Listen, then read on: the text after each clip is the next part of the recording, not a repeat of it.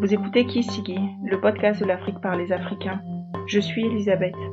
Cet extrait est celui que j'ai pris d'un échange WhatsApp avec un proche, dont j'ai demandé l'autorisation bien sûr. Il me semblait important de le partager parce que c'est un retour à vif de quelqu'un qui est parti pour des vacances, qui a eu affaire à l'administration, et donc elle nous raconte ses péripéties et ses interrogations. Il y a toute une interrogation sur ni ici ni ailleurs on se sent chez soi. Je mettrai à la fin mon ressenti par rapport à cette expérience-là. Que je vais aller chercher un autre endroit pour faire ça. En fait, je vais aller chercher un autre endroit pour faire ma vie. Mais je veux pas que ce soit la France. Mais je vais aller où, en fait? Je vais aller ailleurs, je vais aller où? Et c'est ça, en fait, qui me perturbe le plus. Parce que, finalement, en fait, je n'ai plus, comme si le Burkina, finalement, c'est plus chez moi. En fait, je sais pas, c'est une question que je me pose. Et c'est où chez moi, en fait? En fait, je me rends compte que je n'ai pas de chez moi. Je sais pas, je n'ai plus de chez moi, je n'ai plus de repères, en fait. Le Burkina, en fait, pour moi, c'est ma terre promise, quand je rêve du Burkina, quand je suis au Burkina, je suis trop bien. Mais rien que ça m'a tellement dégoûté, en fait, cette situation-là. 3 jours après mon arrivée, ma boubou, trop contente de rentrer, tout s'est bien passé, c'est mes cousins qui sont venus me chercher, tout ça. J'ai commencé à dire que je voulais faire ma carte d'identité. C'est impossible de trouver l'acte de naissance, donc déjà fallait faire ça. Et donc j'ai des cousins qui me disent ah mais oui, t'inquiète pas, y a pas de problème. Je connais telle personne, on va te faire ça tout de suite. Parle, ça c'est pas fait. Donc après j'ai dit bon ok, ça suffit. Au bout de 10 jours, quand même il me reste plus beaucoup de temps, je vais refaire ma carte d'identité avant de partir parce qu'elle était périmée en fait. Première étape pour faire l'acte de naissance. Bon, j'ai quand même envoyé un cousin qui est parti. Je ne sais plus dans quelle. On a cherché d'ailleurs dans plusieurs mairies jusqu'à ce qu'on nous indique la bonne. Ensuite, il fallait aller à la justice chercher un document. Bon, il a fait ça. Et bon, moi j'étais tranquillement à la maison pour le moment. En attendant, et ils font mon acte de naissance. Il y a une erreur dessus. Donc je repars. Moi-même maintenant, j'ai dit bon, c'est bon, je vais m'en occuper moi-même. Je pars pour faire modifier l'erreur en fait. Ils me disent qu'ils ne peuvent pas modifier que parce que c'est flou. Eux, ils ne voient pas réellement ce qui est marqué. Et que il faut que j'aille au palais de justice pour faire une demande de modification que je vais leur apporter pour qu'ils fassent la modification. Je dis mais en fait si c'est flou, pourquoi inventer quelque chose en fait? Pourquoi inventer un nom? Pourquoi ne pas me demander soit la bonne orthographe au lieu de me faire perdre du temps? Bref, ils n'ont rien voulu entendre. Je dis c'est pas grave, je vais pas perdre du temps là-bas, je suis allée moi-même. Et c'était un matin, c'était quelques jours avant mon départ, là il restait plus beaucoup de temps. Donc c'était un matin et ils me disent d'aller au palais de justice. Donc je vais au palais de justice, je monte, on m'indique pas le bon endroit déjà, donc je tourne en rond, j'arrive dans un bureau, il y a un homme et une femme, donc je demande quand même où je peux faire mon papier, on me dit il faut aller dehors là, ils vont faire ça là-bas. Dehors où en fait? Explique-moi clairement où je dois aller. Donc on me dit ok, il faut aller dans le parking, il y a les écrivains publics qui vont faire ça. Donc je demande bien le nom du document qu'il faut faire, et je descends, je vais faire ça. Je trouve un monsieur, je lui demande est-ce qu'il peut faire ça? Et il me dit oui, c'était pas très cher, c'était 500 francs ou 700 francs. Il regarde tous mes papiers et il me dit va faire la photocopie de ça parce que sinon si tu donnes l'original, ils vont t'embêter, ils vont te dire d'aller refaire la photocopie. Donc là, déjà il était peut-être 10 heures, donc j'étais fatiguée et que déjà à la mairie, j'avais attendu 1 heure que les gens se décident d'arriver. On te dit viens à 7 heures, viens à 7 heures. Il y a personne à 7 heures. Je vais faire ma photocopie. On me dit oui, c'est pas loin l'endroit pour faire les photocopies. J'arrive là-bas. On me dit ah madame, il y a pas courant. Donc, on peut pas, la machine ne marche pas. Va devant, tu vas voir. Je vais devant, j'arrive. Ah, madame, il n'y a pas courant. Je dis, ok. Et je dis, bon, ok, en attendant tout ça, je vais aller, je connais un autre endroit, vers le rond-point des Nations où je peux faire les photocopies, je vais aller là-bas. Et donc, je vais mettre de l'essence en attendant. J'arrive à la station. Ah, madame, il n'y a pas de courant. Donc, on peut pas mettre d'essence. Donc là, oh my god, j'étais désespérée. Mais bon, c'est pas grave, je suis quand même partie faire la photocopie. Et ce jour-là, comme par hasard, il y avait un ravitaillement à la Brakina. Donc, ils barrent la route. Donc, pour passer ce tronçon de route-là, entre la Brakina et le rond-point des Nations, bref, il faut passer par des petites routes dans le quartier plein de poussière. Donc, puisqu'il y a tout le monde, puisqu'il y a les gros camions, il y a les voitures, il y a les motos, tout le monde est là-bas et c'est que de la poussière. Et je vais faire ma photocopie, pareil, je reviens, je reprends ces routes-là. Je vais voir le monsieur, je lui donne tous les papiers, il fait le document, il me donne. Je retourne dans le tribunal et Donc, je repars dans le bureau, je dis au monsieur, c'était un homme et une femme, je t'avais dit, et donc la femme est sortie, je sais pas où elle est partie. Et je lui donne mon papier, je dis, voilà, je veux faire, j'ai fait ma demande, donc je suis venue déposer. Il regarde, ok, il me donne un récépissé, et il me dit, vous revenez le 20 ou un truc comme ça, alors que moi je vais partir le 13. J'ai dit, monsieur, si vous pouvez m'aider pour que ça aille plus vite, parce que moi je pars bientôt et je veux faire les papiers pour avoir le document et partir faire ma carte d'identité rapidement avant mon départ. Parce que depuis que je suis arrivée, je tourne en rond pour faire ça. Il me dit, donc allez voir si vous trouvez un juge quelque part qui peut vous aider. J'ai dit, mais où est-ce que je peux trouver un juge? Oui, les bureaux à côté, tout ça là, c'est le tribunal, hein. Il y a les juges partout. Je dis, mais moi, je ne connais pas de juge. Est-ce que vous pouvez m'indiquer que peut-être quelqu'un, parce que je vais pas aller taper aux portes des bureaux des gens comme ça, pour demander à quelqu'un de m'aider, quoi. Je viens de nulle part. Je dis, bon. Il est là, il s'assied, il tourne, il y a son patron qui l'appelle, il y a le téléphone qui sonne, il tourne. Et puis il vient s'asseoir devant moi, tout d'un coup. Et il se penche, tu sais, comme pour me faire une confidence. Il me dit, madame, vous savez, l'être humain est complexé. Je dis, ok. Je dis, bon, je vois pas où il va en venir. Il me dit, c'est pas parce que vous allez dans les pays des Blancs que vous devez parler comme eux. J'étais choquée, en fait. Je savais pas quoi répondre. J'ai dit, mais comment ça? Il dit que oui, que vous êtes burkinabé. J'ai dit, oui, je suis burkinabé. Mais non. Quand on entend un Ivoirien, on sait qu'il est Ivoirien. Quand on entend un Camerounais, on sait qu'il est Camerounais. Est-ce que vous parlez comme moi? J'ai dit, monsieur, est-ce que moi-même je peux parler comme vous? Que parce que on n'entend pas que moi je suis burkinabé, que donc ce n'est pas la peine de parler comme les Blancs. J'ai dit, attendez. Donc, en fait, c'était de moi que vous étiez en train de parler depuis. Je dis, monsieur, je vois très bien d'où vient le complexe, là. C'est pas de mon côté, c'est de votre côté. Parce que en quoi la manière dont je parle vous embête, en fait? En quoi ma manière de parler même a une incidence sur le document que vous devez me donner, ou bien c'est parce que je vous ai demandé de m'indiquer quelqu'un que ça vous perturbe? Parce que vous ne connaissez pas ma vie, je ne connais pas votre vie, je ne vous demande même pas, mais en quoi ma manière de parler intervient ici? Il dit, allez chercher un juge quelque part. En fait, ça m'a tué, ça m'a complètement, mais franchement, ça m'a complètement déstabilisé, ça m'a complètement. En plus, en fait, le truc, c'est que quand je vais dans les administrations ou dans certains endroits où il y a du monde et tout, je fais tout pour paraître le moins différente possible. Le jour où je suis allée là-bas, en plus, j'avais porté une longue robe en pagne, en fait, simple. Et pas maquillée, rien du tout, en fait, simple.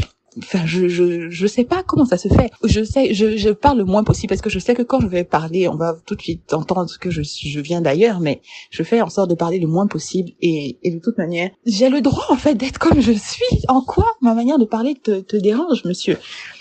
Ensuite, donc je suis allée taper à la porte des gens et il y avait un juge. Et donc j'attends parce qu'il y a des bancs devant la porte, il faut attendre. J'attends. Et donc à un moment, il y a le juge qui sort et puis il dit je vous ai donné rendez-vous. Je dis non. Il dit c'était un vendredi. Il dit tous ceux à qui je n'ai pas donné rendez-vous, revenez lundi. Je me suis levée, j'ai dit monsieur le juge, excusez-moi, mais c'est urgent. Est-ce que je peux quand même vous voir? Il dit bon, attendez. J'ai attendu mon tour. Quand je suis arrivée, en fait, je suis rentrée, j'ai dit bonjour monsieur, je commence à lui expliquer mon problème. Il dit madame, attendez, asseyez-vous, calmez-vous, parce que vous parlez trop vite, je ne comprends pas ce que vous dites. Donc j'ai pris un moment, je lui ai expliqué mon problème, j'ai dit que j'ai besoin de son aide, parce que je suis venue déposer cette demande. Il dit bon d'accord, allez chercher. J'ai dit ok. Donc il faut que je retourne voir l'abruti qui me dit que l'être humain est complexé. Je retourne, je lui dis bon, je suis venue chercher mon dossier, j'ai trouvé un juge qui veut bien m'aider. Il dit ok, c'est quel juge? Donc je lui donne le nom. Ok, partez, je vais venir. Et j'ai dit je peux pas prendre le dossier moi-même. Il dit non. Je savais qu'il allait traîner, obligé, il a traîné, je suis restée assise là-bas 1 heure encore à attendre. Il dit mais qu'est-ce que je peux faire? Je peux rien faire. Je connais personne, j'ai pas d'influence, je peux rien faire. Attends, il se ramène avec ses dossiers. Et donc, il a donné mon dossier au juge, j'imagine. Et donc, je suis repartie voir le juge quand il y avait plus personne devant moi. Je dis, vous avez bien reçu le dossier? Tout ça. Il dit, oui, j'ai regardé. Je dois vous faire un papier, mais encore une fois, il n'y a pas de courant. Donc, partez et revenez à 14h. Je voulais pleurer, je voulais trop pleurer. Et là, donc, j'ai ok, écoute, j'ai pas le choix, il n'y a pas de courant, il faut que je revienne à 14h. S'il est de bonne volonté, il sera là à 14h, il va peut-être me faire mon papier et tout. Après, mes cousins se sont moqués de moi. Ils me disent, en fait, fallait commencer par leur donner de l'argent et tout. En fait, pour moi, c'est pas du tout naturel. Et puis, je n'y pense même pas. Si, franchement, s'ils m'avaient dit clairement, mais je pense que ça, ils ne le font pas. S'ils me disent clairement de venir de moi-même, en fait, leur donner comme ça, je sais pas, ça me semble pas du tout naturel. Et puis, je ne juge pas. Je sais les gens sont corrompus et que, ben, ça va accélérer mes trucs. Mais s'ils me demandent pas, s'ils me le disent pas, je ne vais pas aller de moi-même comme ça. Encore, je peux donner de l'argent pour remercier d'un service parce que ça allait vite, qu'on m'a aidé. Mais comme ça, et puis surtout cet abruti, je ne voulais absolument rien lui donner. Bref, j'étais complètement dégoûtée, Donc, après ça, je suis retournée au tribunal et je me déplaçais en moto, en fait, parce que c'était tellement plus simple. La circulation est tellement compliquée. En voiture, on n'avance pas. Je me déplaçais en moto, donc je laissais à chaque fois ma moto au parking. Et donc, au parking, quand je suis retournée la 3e fois, même le parqueur m'a dit, c'était un vieux monsieur, il m'a dit non, pardon, de ne plus le payer, de laisser comme ça, que je suis trop venue aujourd'hui. J'ai dit ok, merci. J'ai déposé ma moto, je suis partie. Je suis allée voir le juge. J'ai attendu encore mon tour. Il dit non, prenez, voilà le papier et puis allez voir le bien en haut. Il va signer puis vous revenez me voir. Donc je vais voir encore l'autre abruti à l'étage. Il prend mes papiers, il tamponne et puis il me fait 1000 francs. Non, je lui ai 1000 francs aussi et puis il m'a donné le reçu et je suis redescendue voir le juge, lui donner une copie. Enfin, lui donner, et lui, il m'a donné une copie et je suis partie. Donc, je retourne à la mairie, et les gens me disent, ah, madame, vous avez été efficace, hein, donc vous avez réussi à faire ça aujourd'hui, tout ça. Je dis, ok, ouais. Donc, je vais voir c'est un agent, apparemment, c'est un peu le chef là-bas, mais c'est l'agent principal qui décide ce qu'il faut refaire, ce qu'il faut faire, machin. Donc, je lui apporte l'ordre du tribunal. Il me dit, ok, donc déposez à l'entrée. Et puis vous revenez chercher quand ce sera prêt. J'ai dit mais ce sera prêt quand? Ce sera prêt lundi. Il dit ce sera peut-être en fin de semaine prochaine. J'ai dit monsieur, est-ce que vous pouvez m'aider? Parce que je me dis c'est la seule manière en fait maintenant de leur parler. Est-ce que vous pouvez m'aider parce que je fais ça depuis 3 semaines, je suis venue pour faire mes papiers et ça traîne et j'ai besoin de ça rapidement. Il dit bon attendez, je vais voir si je peux faire ça ici. Donc en fait c'est sur son ordinateur et bien sûr qu'il peut faire, il fait des actes de naissance toute la journée. Donc il m'a dit combien d'exemplaires? J'en ai pris 6 je crois. Et je devais aller mettre des timbres dans un autre bureau, donc je suis allée faire, et le monsieur, et il me dit, madame, félicitations, vous avez pu avoir vos papiers, tout ça. J'ai dit, oui, je suis partie, j'ai dit, je ne reviens plus là, si Dieu veut. Ces actes de naissance là, j'ai laissé avec tout le monde, qui je pouvais avoir confiance, qui pouvait ne pas perdre mes papiers. Donc, je vais avec mon papier, et le lendemain, donc, lundi matin, aller avec mon acte de naissance pour faire ma carte d'identité. Et expérience aussi toute pourrie. Et les gens sont pas agréables du tout. En fait, c'est non, j'ai attendu au moins 1 heure pour faire la photo, en fait. Au lieu de faire des trucs au fur et à mesure, le monsieur qui fait les photos est un des messieurs qui remplit les documents. Vient faire les photos, en fait, les gens attendent, on était plein à attendre au fur et à mesure. Non, il prend tout son temps dedans, il vient faire les photos. Et comme si tu vois ma tête sur la photo, là même. Enfin bref, j'ai fait ma photo, après il te donne un récépissé, et la carte d'identité a été disponible à la fin de la semaine, et donc mes cousins sont allés récupérer. Là, c'était mon aventure administrative au Burkina, complètement désolante, complètement nulle, déprimante, dégoûtante, mais bon, c'était ça. Et c'est comme ça, parce que à la mairie où j'étais, en fait, les gens sont pas du tout... C'était une femme. Devant moi, il y avait une dame. C'était une jeune fille. Elle venait d'un village, sûrement. Et donc, elle venait pour refaire, je crois, l'acte de naissance de son bébé. Et donc, la femme qui l'accueille, mais très mal. Fait. Et donc, elle lui explique un peu son truc. Et donc, elle dit, c'est pas ici. Faut aller dans un autre endroit. Mais en fait, la femme lui dit, bon, aidez-moi, en fait, dites-moi où c'est. Elle lui dit des trucs, mais tu sais, en l'air, en fait, sans précision. Et puis, tu vois très bien que la femme te dit qu'elle vient d'un village, elle ne connaît absolument pas Bobo. Comment tu veux qu'elle se débrouille vraiment pour aller dans ces endroits-là? Dans un autre endroit, en fait. Elle a dû galérer déjà pour arriver ici. Comment elle va ailleurs? Et où est l'information, en fait? Et je me suis dit, peut-être que c'est un mal pour un bien, parce que ça m'a donné des idées encore de changer le monde. Mais je n'ai plus... Enfin bref, ça c'est une autre histoire encore. Je ne sais pas qu'il faut aller voir pour commencer ça. Faire un endroit central pour les demandes d'actes de naissance. Quelqu'un il vient même du fin fond d'un village. Tous les actes de naissance sont au même endroit, en fait. Il y a un guichet unique où tu viens faire ta demande. En fait, on te demande des informations un truc comme ça, en fait, pour faciliter la vie des gens, et avec des gens formés qui vont donner les bonnes informations, et pas envoyer les gens à gauche, à droite, en fait. Même si tu es né, je ne sais pas, puisque quand tu es né dans telle ou telle partie de la ville ou du pays, tu appartiens à telle ou telle mairie. Alors que cet endroit-là serait unique. Quand tu viens, tu as forcément ton acte de naissance ici, ou un endroit où tous les registres seraient numérisés et centralisés, pour qu'on n'ait pas à avoir des faux trucs comme ça, en fait. Et même qu'il y ait peut-être un juge sur place, s'il y a besoin de faire des demandes de modification, de quoi que ce soit, qu'il soit sur place et qu'il puisse juger l'affaire sur place pour faire gagner du temps à tout le monde. Ben voilà, quand je pense, en fait, il y a plein de choses à faire. Mais là, j'ai pas envie de retourner au Burkina, là, pour le moment, parce que vraiment, je suis toujours un peu dégoûtée, en fait. Même je me dis, bon, ok, là, maintenant, tu vas aller vivre au Burkina. Tu vas être confronté à des trucs comme ça tous les jours, en fait. Et puis, ça va me saouler, et puis, comme ça me saoule ici, hein, mais ça va me saouler, et je vais, en fait, faire quoi? Rentrer en France? Alors que là, j'en ai marre, et que quand je te disais, et donc, je me rends compte que c'était vrai, quand les gens me disaient, tu vas voir, toi, tu as envie de venir au Burkina, tu connais pas la réalité du pays, tu connais pas la réalité de la vie, c'est pas comme avant. Et là, j'ai bien pris en pleine face la réalité, une bonne partie de la réalité, du pays, quoi. Et ça m'a tellement fait du mal que je me dis que finalement je veux pas aller au Burkina. Donc je sais pas. J'ai reçu hier ce WhatsApp-là, j'ai eu cet échange-là hier par WhatsApp, et il m'a semblé important de le mettre en ligne, parce que pour moi, on s'interroge toujours quand on est face vraiment à l'ampleur du combat que va nous demander le fait non seulement de se réadapter, mais de faire face à un système qui est un peu loin de ceux dans lequel on s'est construit. Moi, ce que je vois dans cet épisode-là, c'est que finalement la personne qu'elle a appelée péjorativement l'abruti, cette personne-là qui est à ce poste-là n'est même pas décideur, mais elle sait qu'on a besoin d'elle. Donc il faut qu'on le paye en plus de sa paye parce qu'il est là. On le paye pour qu'il fasse son job, mais en plus de ça, nous qui sommes derrière, il faut qu'on le paye en plus. Ce monsieur-là, je me demande s'il aurait eu le même comportement si c'était un homme qu'il avait en face. De s'asseoir et de lui dire, vous savez, vous n'avez pas à vous comporter comme ça, vous n'avez pas à parler comme quelqu'un de l'extérieur.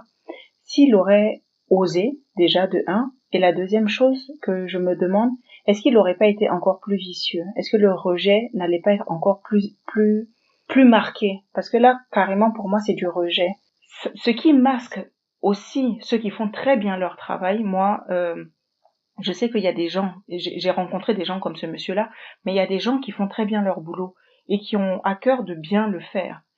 Je vois aussi le parqueur qui, lui, certainement n'est pas lettré, qui, lui, n'est pas payé au mois, qui est chef de sa propre entreprise et qui dit au bout du 3e, non, t'as pas besoin de me payer. Je vois quelqu'un de bienveillant, quelqu'un qui a de la considération pour l'autre et quelqu'un qui se dit pas, ah voilà une banguiste que je pourrais plumer. Ce parqueur-là, pour moi, c'est lui le véritable, le comportement du Burkinabé qu'on aimerait voir. Tous les autres problèmes, c'est-à-dire ceux de l'énergie et tout ça, je vais pas y revenir. Voilà à peu près à quoi peut ressembler ne serait-ce qu'une infime partie de ce que ça peut être. Et voilà pourquoi il est difficile parfois de se projeter. Parce que là, on parle de l'administration, on parle d'une pièce d'identité, c'est pas quelque chose de vital. Donc ce parcours-là, par exemple, transposé à un parcours médical, parfois on se dit j'y arriverai pas. Et je pense que c'est le questionnement de mon proche, c'est ce questionnement-là qu'elle a à se dire est-ce que je suis finalement réadaptable quand je vis toutes ces situations-là. Dites-moi en commentaire si c'est une situation dont vous n'avez pas connaissance ou si c'est plutôt une situation que vous avez déjà vécue. Dites-moi aussi si vous êtes dans cette partie du questionnement, de se dire j'ai envie d'être chez moi, mais est-ce que je me sens vraiment chez moi en rentrant ?